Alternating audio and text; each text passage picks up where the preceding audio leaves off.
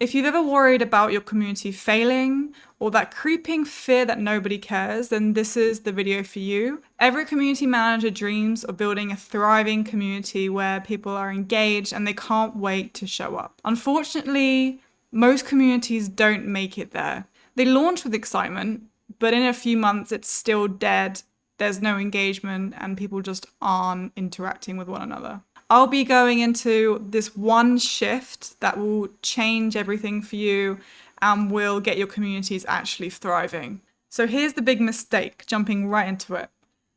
The biggest reason why communities fail is not because, the community manager is lacking work ethic or excitement or wanting to make it work, but it's because they try and make something work first before actually figuring out what is going to work. You start strategizing and implementing those strategies. You start running events, you start running polls, you start running contests, and you wonder why nobody is actually showing up and no one is doing them.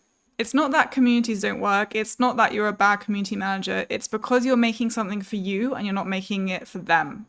The truth is, people don't join communities because you are convincing them that's what they want from it. It's because you are directly joining their fears, their frustrations, their desires, and giving them solutions to those problems or interactions where they enjoy talking about those problems. So if you don't uncover those first, you're going to waste a ton of time because you're just guessing what they want. You're not figuring out first what they actually want. So how do we fix this? How do we get people wanting to interact? How do we understand what they want instead of just assuming what they care about? So luckily, it's simple. All you need to do is, whether you're creating a new community or you're in one right now, you need to meet with at least 20 members or potential members, and you need to interview them, and you need to understand on a deep level what their fears, frustrations, roadblocks, and desires are. We're not asking them, what do you want from a community? We're not asking them, what do you want from a Slack group or a Discord group? We're not being leading. We want to figure out just what their issues, their frustrations are, so that we have a whole pool of data to draw from, and that really means something. It really connects with what they actually want, because a lot of the time people don't know what they want out of a specific thing. They just know, and they can tell you what they're struggling with. And if you solve that for them, if you give them a space that they feel like it's helping them in some way, then they will come back for more. So your questions should be pretty vague and unleading, but they give you a lot back. So for example, just asking them, what are you frustrated with right now? What is your biggest challenges right now? If you could wave a magic wand, what would that look like for you? What would the end goal be? What do you want in front of you? It depends what kind of community you're trying to build. So for example, if you're running a community based on helping people get into their career, whatever that career is, you might ask them broadly, if you wove a magic wand, what would your dream career, dream role look like? So just broadly. You can ask, what kind of resources have you come across that have helped you? What would a resource look like that would actually help you at this time? You can ask questions like that, but broadly we want to understand first their fears, frustrations, roadblocks, and desires. So this is how we find out what actually matters to them, not what we think matters.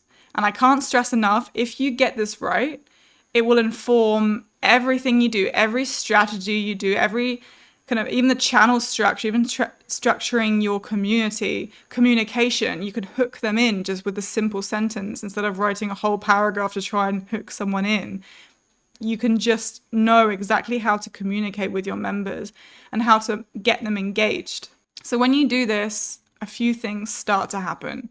You stop building communities completely in the dark because you already understand what the members actually want from you. You stop wasting so much time trying to figure out what they want by actually actively trying loads of strategies out, which take a lot of time and a lot of resources. And you start actually building a community that people want to be a part of and people want to engage with because you've given them a reason to, and you're not guessing what that reason is. You understand fully what that reason is.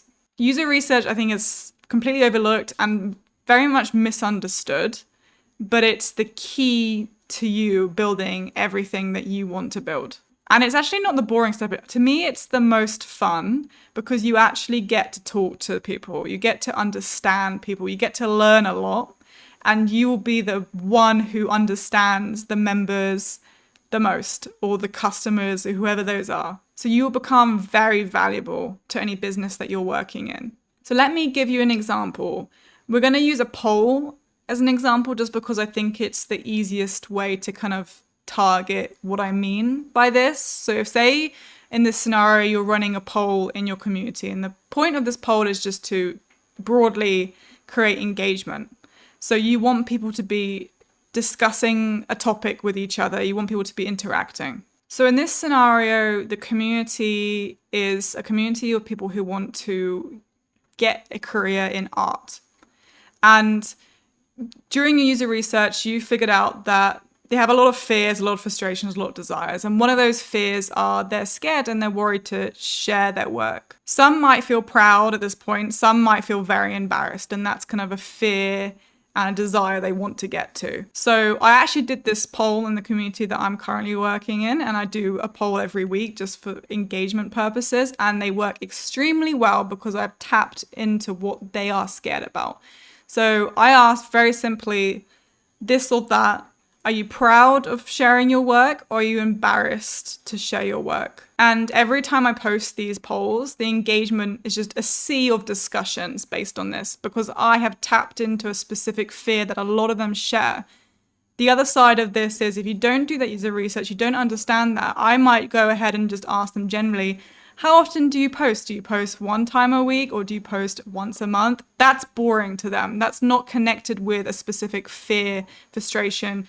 And it really is as simple as that, but you have to go ahead and do those 20 interviews or more the better, and really understand first before you can really see how this will connect and you can really properly understand how you're going to think about this after you collect that knowledge for yourself. So the difference is here, I could have quite easily started that poll strategy without any user research, and I probably would ask all the wrong questions and no one would engage with it. But because I've tapped into what my specific audience actually cares about, they are successful, even though they're just as simple. To top that off, you want to also research other communities and other strategies, is generally what they're doing. Connect that with the user research that you've done to get more ideas.